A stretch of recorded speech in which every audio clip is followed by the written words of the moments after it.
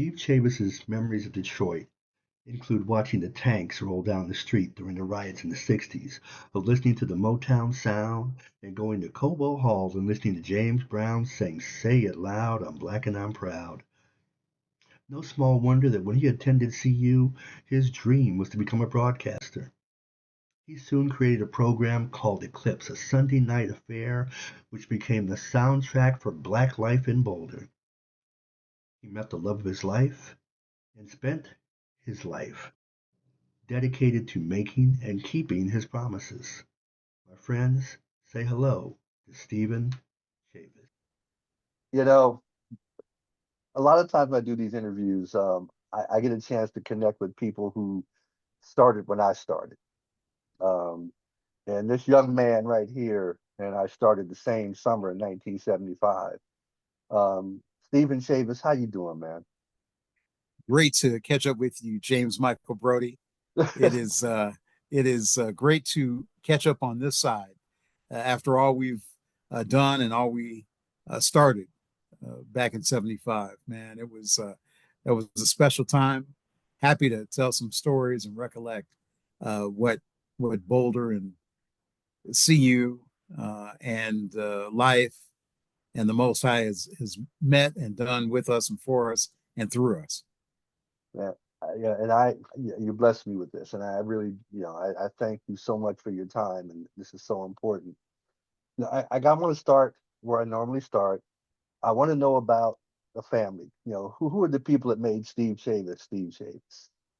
Man, okay. Well, ancestors, right? We've uh, learned or relearned how to remember. And as I get on in time, um, I'm trying to grasp and reach back and grab those stories and go through uh, these items and these things that have been passed on by our parents and our grandparents. Uh, my parents were both from Toledo, Ohio, and they lived next door. Actually, Dad married the girl next door, Hmm. and which is a whole nother story.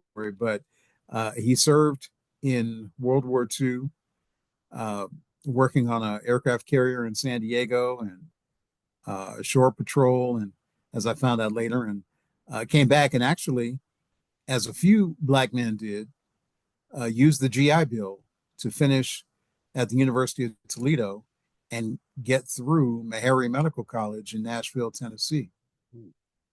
Uh, so they took that course and in their young marriage lived in Boston, but they settled in Detroit, and that's where I was born and raised. And a brother 4 years younger than me, and it was a magical time, a special time. I work with some folks also from Detroit. There are a lot of people from Detroit all over the world because we all got out of there, or many of us did. And they're like, "Did you remember the riots?" And say, "Yes, I remember the tanks rolling down the street in 1967." Um, I remember going to see James Brown at Cobo Hall, sitting way up in the rafters on the Say It Loud, I'm Black and I'm Proud tour. I remember the houses along the street. Levi Stubbs of the Four Tops lived over there. Marvin Gaye lived over there. Smokey Robinson lived over there. There's the Gordy Mansion.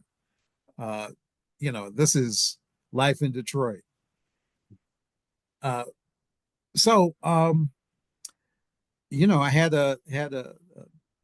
and you know what? His medical training had something to do with me ending up in Colorado because Hmm. he went to an internship or residency in Massachusetts where he met a guy named Ted Hunt. Okay. Ted Hunt settled his family in Denver, Colorado. So growing up, we had friends in Denver, and we had come to Denver several times. Hmm. And the Hunts are like my cousins, just close friends. We grew up together, and my friends did a great job of keeping those ties close with their friends all over the country, including the Hunts. very special.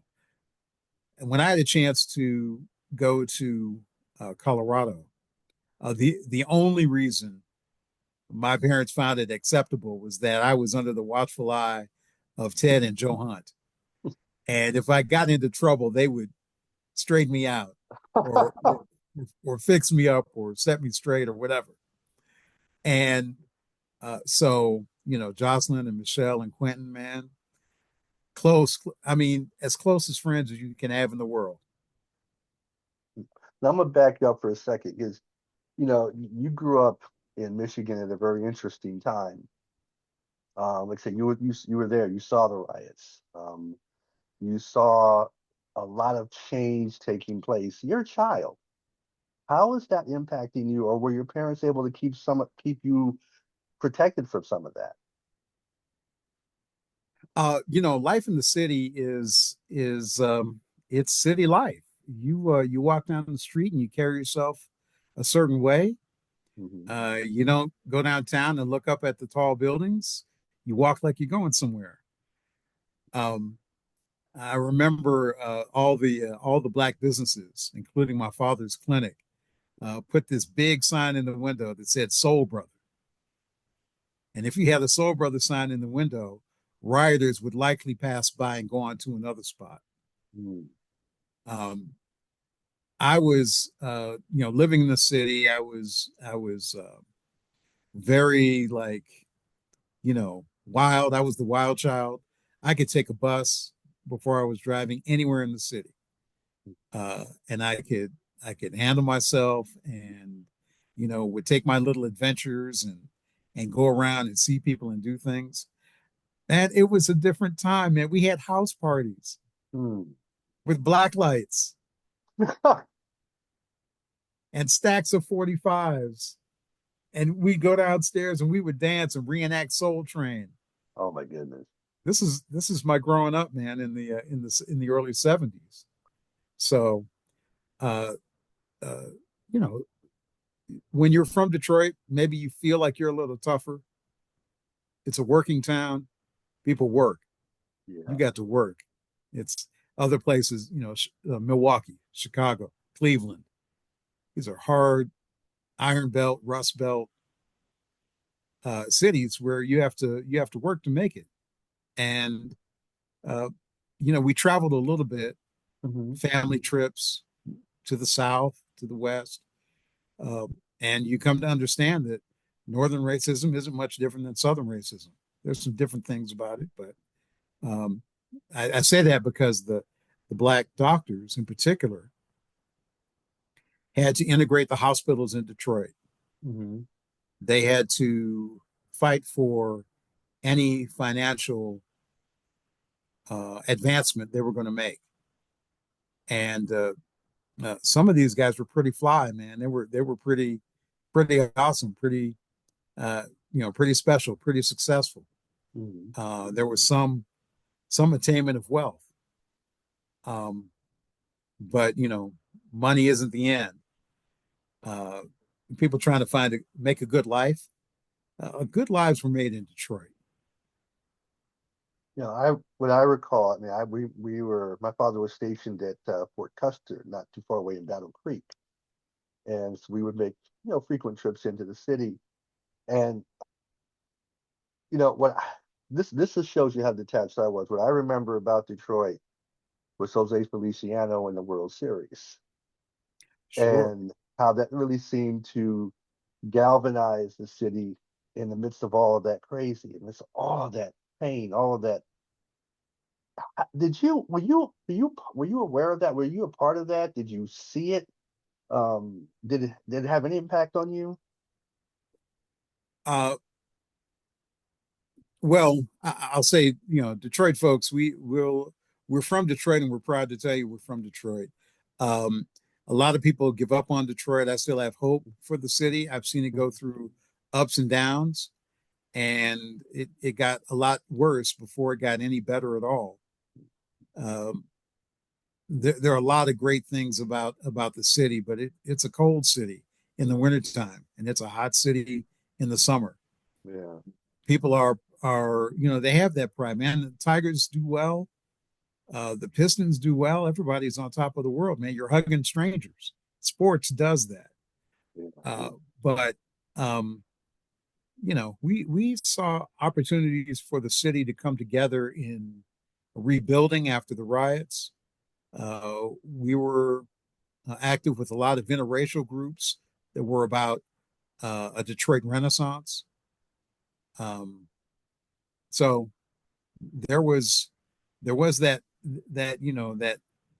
I guess a little beleaguered, a little wore down, a little you know, but people made their homes there, and you know it was the land of opportunity for real, for real. Mm. Now, when did even in Detroit, did you have a sense of what you wanted to do? Had you started thinking about, boy, when I'm growing up, I'm going to do this, I'm going to do this, I'm going to change the world. Who did you think you were going to be? In my maybe 10th or 11th grade, the reality of the end of high school was right around the corner, and I said I better figure out what I want to do. I loved music, but I was no good at it. Had tried a little piano, a little guitar, a little drums.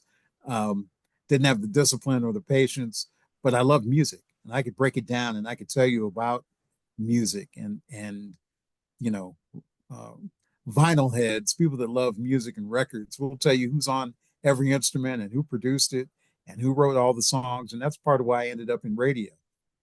We the soul stations had teen reporters.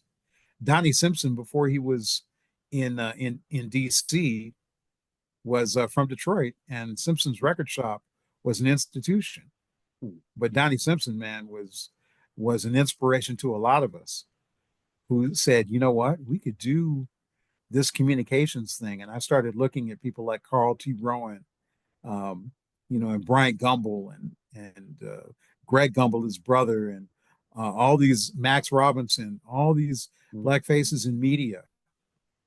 And I knew that radio was where I wanted to make my mark. I could be around music, and I could talk and tell stories, and that became my professional life. Now, when you're nearing the end of your college, your high school days, and you've already talked about what kind of got you to Colorado, but besides the familial relationship, and because the Hunts and the Chavises really were family to each other. Yes, So absolutely. you were going home in a sense. You're going to another home.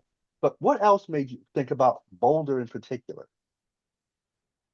I had a great interview with Burke Sterling in Mm-hmm. admissions. Mm-hmm. And I'm dropping names, and you have probably talked to some of these folks. But it was a winter trip, and I remember coming in on Highway 36 over the scenic overlook Mm-hmm. and said, "Yes, I think I can. I think I can do this." The first the first summer in Boulder, beautiful, sunny, not humid, Mm-hmm. and I'm like, "Oh, I can do this. I can be here for a little while." And a couple of years after being in Colorado, a few years, I had met this woman, and 4 children and 2 grandchildren later, we're still crazy in love and still in Colorado. Now, what did you major in? What did you It what was a did you communications? communications. Yeah, Okay. yeah. The journalism school wasn't as developed as it is now, Mm-hmm. um, but the real opportunity, and this is probably a story for after my time at CU, was when a public radio station opened in Boulder, and I had a chance to get more experience and training and Mm-hmm. uh, exposure than I could have gotten anywhere else. Right. Now, um, how did you stay long at CU? Did you graduate from CU? What was that college experience like for you? Yeah, I was at CU full time for 2 years, Mm-hmm. and it wasn't moving fast enough for me. I wanted to get in and get roll up my sleeves and get on the air.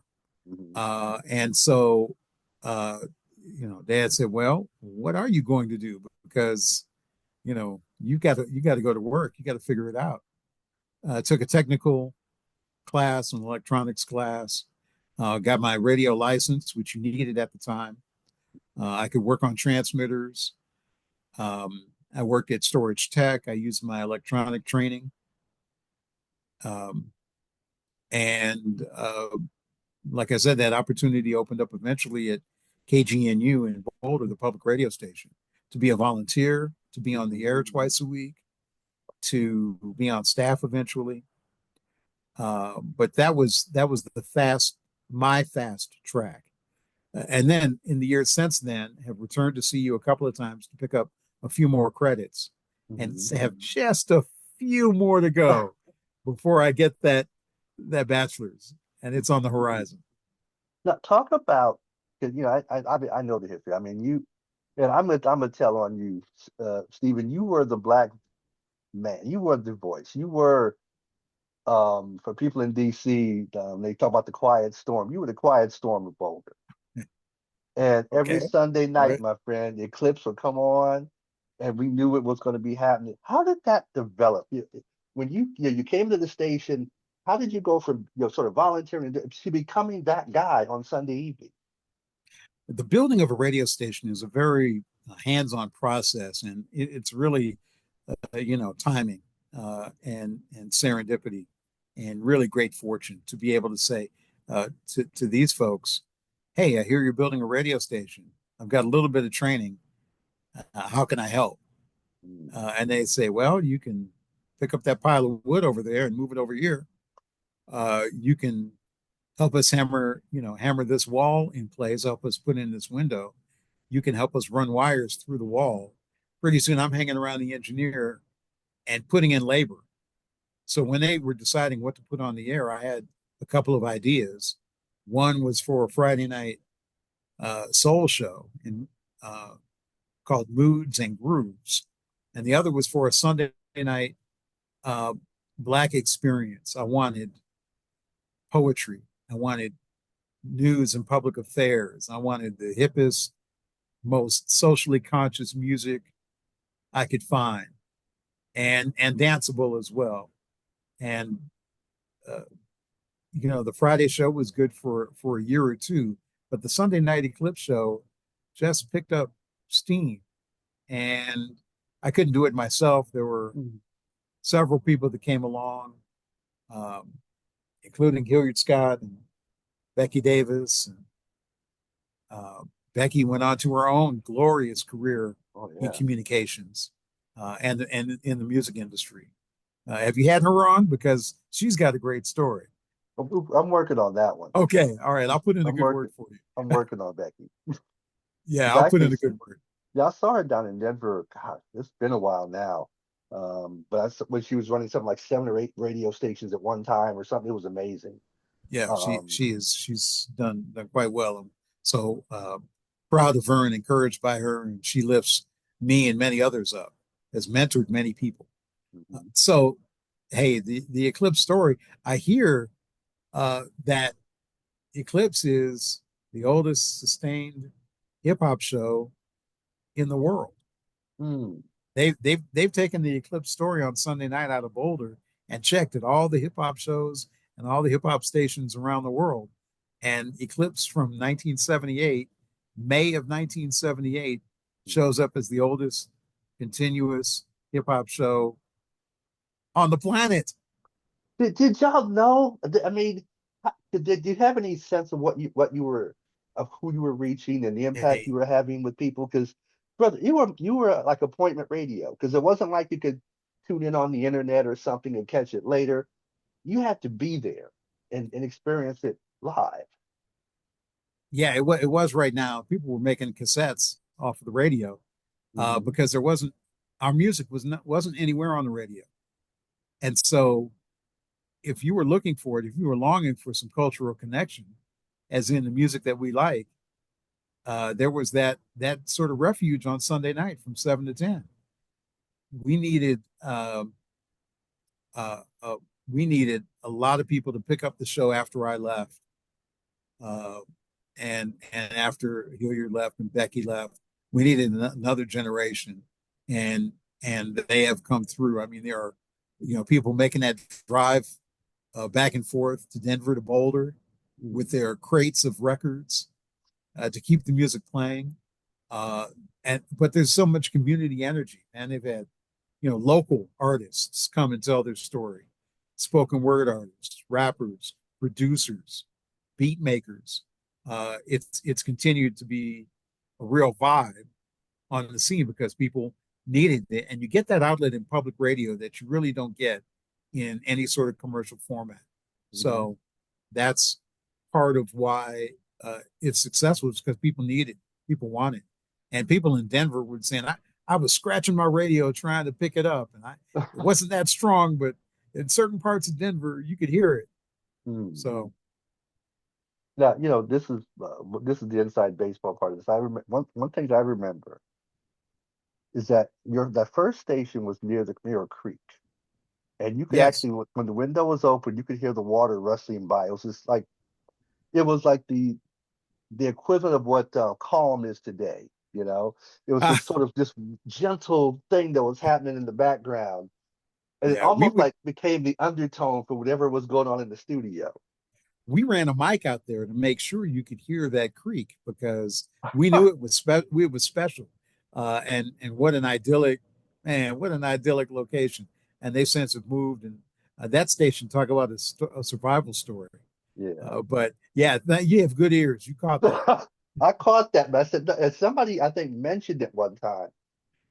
Something about the stream, and I said, I was always wondering what that sound was. Yeah. But it wasn't obtrusive. It was just there. Yeah. And it sounds like you really had a ball too doing this. I mean, they say radio is a whole lot better than real work. So much respect to everybody that breaks a sweat for a living. Mm-hmm. And we hope to, still provide things that make life worth living and enjoyable. Mm-hmm. And there's the information side of it too. You got to be aware. Yeah. Did you feel that responsibility? I know you tried to build that into but even going forward beyond KUVO, when you went into the rest of your career, did you feel a certain sense of your responsibility as being different maybe than someone else's, that maybe there were things that you had to be more mindful of? Well, I tried to take journalism seriously. I don't think it was just my training. You just have a sense that there are at least two sides to the story, and when you get into it, you find out there are probably more. When we were doing Eclipse, there was a lot of energy on campus, and so I'm dragging my microphone and cassette recorders to go see Maya Angelou, to go see this South African student activist, Tetsi Mashinini, to go see Julian Bond, to go down to Denver and catch people and record them and interview them when you couldn't catch them. And they didn't make it all the way to Boulder. So we had to, that sort of public radio training, we had to grab and record and edit those messages to make them impactful. People needed to hear that. And, that's something that I still, but hey, man, don't ask me. I watch C-SPAN for entertainment. So, Hey, bro, look, I read the Pentagon Papers. We've actually read the whole thing, So I understand. Now, after Eclipse, what comes next for you? What's the new horizon for you after that? Worked at a Christian radio station in Brighton, which moved to Denver. Worked at another groundbreaking radio spot, KBCO in Boulder, which had a rock format, but it wasn't just the rock hits of the day. They had a really interesting approach to music music of substance. They called it the thinking man's rock and roll station. And I did news and public affairs there. We got to still meet and interview some pretty interesting people. Ben Cohen of Ben and Jerry's. If I went through my my interview book, I've got quite a few interviews in there of interesting people that that made a mark that people needed to hear about. So I've been doing that storytelling thing for a little bit. I was there for 9 years. In the early '90s, Mhm. I uh, left KBCO and went to work with uh, the former football coach of CU. His name's Bill McCartney. He had a Mhm. ministry to men called Promise Keepers, and I was on staff there for 12 years Mhm. as director of communications, national spokesman, and we literally went all over the world speaking directly to men about men's issues in particular. Uh, being a good father, a good husband, giving men the encouragement they need to do the hard things, raise these kids, Mhm. um, stay married to this woman, um, uh, pursue legacy, and not just wealth or fame, but pursue wisdom. Uh, we were talking to young guys about what's it mean to be a wise elder. We had a lot of wise elders talking to us, so it was a really interesting approach. It was polarizing. Some people didn't get it. Some people didn't like it. But I knew for our community, for Black folks, the more we can encourage men, the more problems we could solve for the long run. And so I saw building a strong family unit, building marriages that survived and were successful, Mhm. were that was a win. Anytime we could do that, that was a win. And so I invested my life in that. Um, we reached men all over the country and all over the world in large and small towns Mhm. with a really unique challenge, and it was it was riveting. It was really exhilarating. It was really fun, really important, very rewarding, um, and was after leaving there was a uh, independent media consultant and counselor, uh, helping with community projects, mostly based at churches. Mhm. And I joined KUVO Jazz Radio in Denver in 2012. So that means I've been there this spring now 13 years. Mhm. Yeah, Time goes fast. time fly. I mean, have you hit a point where you've reflected back on it, or are you still just riding that wave? Oh, I've got two more projects after this at least. So you still you So still you're still doing it.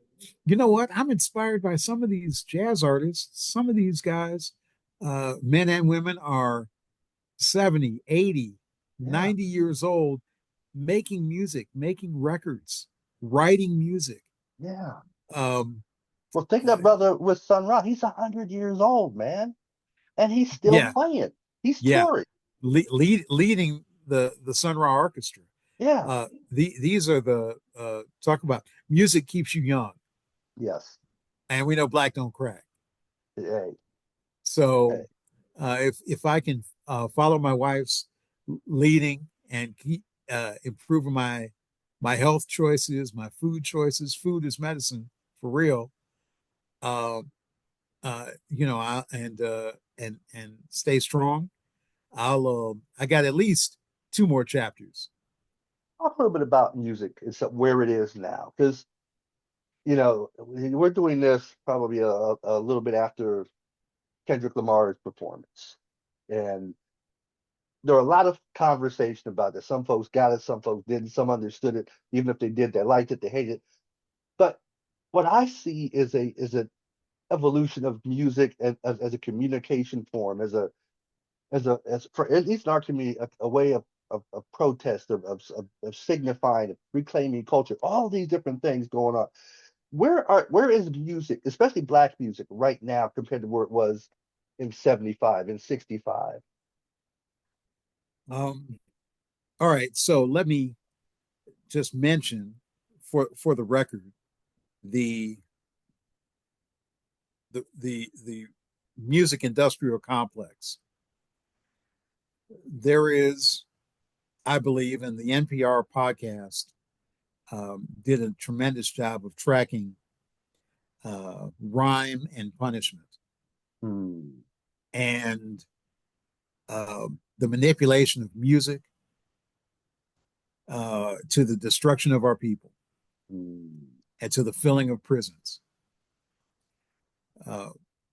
Music and the money behind it has been used for some terrible purposes, and I'm sounding like I'm judging gangster rap, and I'm not, but there are messages in the music, always have been. Yeah. And before I say anything else, I want to say, like I told my kids, garbage in, garbage out. What you're listening to will affect your approach, your attitude toward other people. So pay attention. So that with that being said, not there are very few poets and creators on the level of Kendrick Lamar. After I saw that, I went back and dug just a little bit, and I said, "Oh yeah, that was a Pulitzer Prize performance." There were so many layers of imagery and lyric and symbolism that he put in that 12-minute performance that no, people are absolutely not going to get it. I mean, to bring in Samuel L. Jackson as Uncle Sam, it was special, world class, for the ages. But hey, man, I'm a conscious rap guy. I'm like KRS-One. Yeah. Why is that? Public Enemy. Fear of a Black Planet. Yeah, right? It takes a nation of millions to hold us back. But then you come out of Straight Outta Compton, and Ice Cube, his first two albums were produced by Chuck D and the Bomb Squad. And you can hear it. You can hear the similarities. And then he went off and told his story. Man, hey, man, we've always been poets. You're a poet. I'm a poet. You can't tell every story as a journalist. In fact, with AI, factual narrative journalism is on the bubble. Yeah. And you've got to find some. I'm steering my writing much more towards gonzo storytelling, more like Hunter S. Thompson. I mean, I'm reading James Baldwin and getting schooled. Yeah. Schooled. He was relentless. And just so, lyrical music and where the lyrics are going today, by the way, we record this on April 1st of 2025, and it's Gil Scott-Heron's birthday. So talk about appropriate. So at the jazz station today, we had the privilege of playing, not just Winter in America, but I got a chance to quote, some H2O GATE blues and some other powerful poetic content. I love spoken word. I love what many of these jazz artists that I work with now are the stories that they're telling through music. I should have had a list of songs and albums to dig in on. Avery Sharp, a bassist, has an album called 400 about our time on this continent. There's a lot of great, powerful, profound, meaningful music. It's what Nicholas Payton told us was music with nutritional content. It means something. It says something. So maybe the revolution is not televised, but maybe it gets podcast. Yeah, it might be on the radio. Might be on the radio. Or maybe it's on the radio. Yeah. Maybe it's on a Super Bowl halftime show. I'll tell you what, you know, and man, he played it so well. Everybody's like, "What was that? Huh? I don't get it." There's a whole lot of people like, "I get it. I see Hmm. that." You see the guys on the lampposts, Hmm. the dancers up on the lamppost Yep. to take you back to "We Gonna Be All Right," Yeah. which was an anthem in 2020 for a bunch of disaffected youth trying to, when America's issues came to a head. Do you see artists, especially in light of where we are? I mean, we're in a interesting time in our history. It's not like it's brand new because we saw this several times in our past. Um, I have always felt like it may have been journalists, but are creative folk who, in some ways, paved the way for how we deal, cope, survive, and even strategize ways to live good lives in times like these. Am I off base in sort of not? This is sort of just hitting me as I'm talking to you, but am I off track with that? We're trying to navigate a very crazy world. We have, all these forces that are really sort of colliding. Um, a reaction Hmm. to uh, to the Obama presidency, um, and a new awareness of who we are as people, and and our legacy, good, bad, and ugly. We've got athletes making more money than they've ever made, and they're transitioning some of that into building wealth. Hmm. Retired athletes are some of the wealthiest African Americans. We just lost one in Louisville, Junior Bridgman. Oh yeah, Um, Magic Johnson has figured out the game. Um, LeBron James has figured yeah, out the game. You know. figured out the game because it's you're using what you do on the floor or on the field as an avenue to get where you want to go. Shaquille O'Neal has figured out the game, Hmm. and so at the and some athletes are like Colin Kaepernick are taking a different path in terms of awareness and community building. It's all happening. It seems like this is a very interesting time because all these things are mixing up together right now, and we need information to navigate. I mentioned my health earlier, Hmm. and my wife is consuming volumes of information on health and food and preservatives, and the stuff they call food isn't even really food. And so we're learning how to navigate, and we need this information. We need and like I said, okay, old school journalist, I like to know sources. My Hmm. name is on the screen. I like journalists to tell me your name. Yeah, I'd like to know your real name. What is it? Your government name, Hmm. okay? So that I know you're a real person and that you stand behind what you're saying. I really want uh, podcasters to source their material, and there are a few that do. There's some things that we learned, man, in old Oh school yeah. journalism that would help us be wiser and make better decisions and navigate through all the misinformation and disinformation. Well, things like the rule of three. I mean, I always had in my newsroom, there was the rule of three. You don't run something unless you got three sources, period. You there's got there's a two, you don't have enough. You there's a know, reason for that, there's a reason. and when I think newspapers or print journalists knew this stuff was going in print forever, Hmm. and maybe modern social media folks have a much more transient sense of, hey, what I say, it just goes out there and it doesn't mean anything. But people are affected by it, so I really want to advocate and encourage folks. Yeah, it's harder. That second and third source is a real pain to get to, Are they going to call you back? What's my detective guy, Harry Bosch? Get Hmm. off your butt and go knock on doors. Yeah.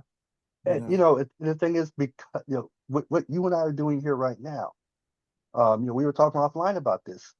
This is the audience for this in some ways may be people you and I will never lay eyes on, who may never lay eyes on us in this form. Um, and I've always seen, and I'm talking about myself, but I've always seen this calling to being in part of the fourth estate, being a journalist, being a writer, being an artist, a communicator, as leaving that footprint that someone's going to see years and years and years and decades and centuries from now to know this is what it was like to be alive right now. That it's kind of like we had a poster when we were doing our thing, and there was two of them. There was one of a eagle getting ready to swoop down on a mouse, and the mouse has got his back to you, and he's giving the eagle the finger. That final act of defiance. Well, we came up with another one. There's a shoe getting ready to step on this brother with the big fro and the bell bottoms and the whole 9 yards. And the shoe's got a little bitty hole in the sole. And the brother is sitting there looking at this thing, with his back to you, holding a stick. There's no caption. You can fill your own caption in. But that's always sort of been my approach, is that I want to be the one carrying that stick. And yeah. for me, journalism was not about journalism. It was about history. It was about recording the history accurately so other people could come and say whatever the company line was, that weren't necessarily so. And I've always seen you, and you were one of the people that inspired me. That's why I've been wanting to talk to you, because you were really one of the first people that made me feel like I could do this. And I'm gonna tell you why. I'm gonna tell on myself. Harry Edwards came to speak and see you, Oh man, I missed that one. but you did, and you came and asked me what he said. And I had my little notes. I'm like, well, he said blah blah blah blah blah blah blah blah blah blah blah, and this, that, and the other, and da, da, da, da. You're like, he said, that's what I like about you print guys. You have good memories. Yeah. And that was the first time anyone ever gave me that kind of feedback and said, Mike, this might be where you belong. Yeah. And so you have always been that beacon for me. This is a personal interview for me because you have been that guy, in my development as a storyteller. And I've always got a sense that you value knowing that you were creating and documenting the recording history. Am I wrong?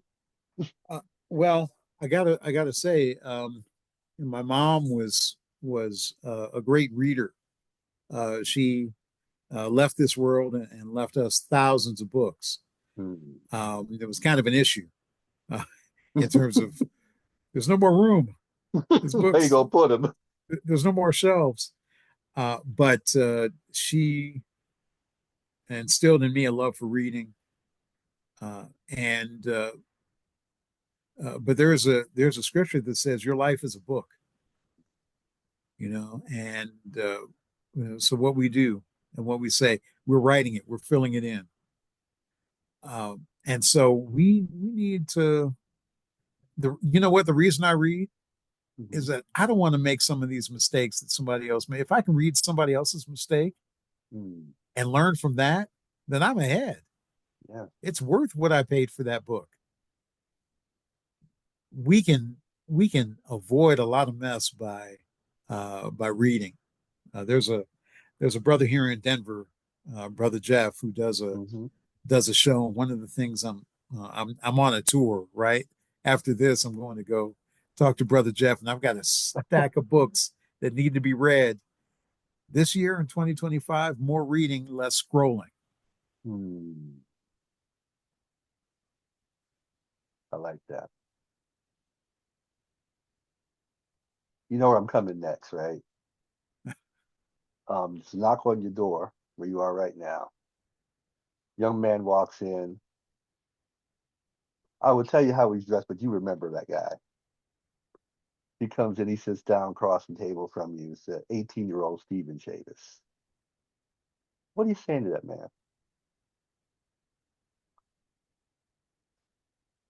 I had my hair back then was on top, not on bottom. Uh, and I wish I had given that more thought. And so I just look at the young people around me, um, the adults that I've raised, and try and give them everything I have. I'm much more aware of the mistakes that I've made. Um, and so maybe some of what I just said, uh, make sure you're reading. It's like, hear me. Um, I think I would impress that time is precious and time is short. I've always been, active and motivated and energetic, and I'm walking fast because I'm short and I had to keep up with tall guys. So I would walk fast. That's where I learned to walk. And then from the city, Detroit, you walk determined. You walk like you're going somewhere. Mm-hmm. Um, and so I want uh, young people, maybe a young 18-year-old Steve, to try more things. Um, it took a little while to get to some of the spiritual answers I was looking for, and I wish I had done that a little earlier. Um, I wish I could have talked to a 14-year-old because I made some mistakes as a young teenager that I could have avoided with a little more wisdom. Dad told me don't do this, and I did it anyway. Mm-hmm. Come on, man.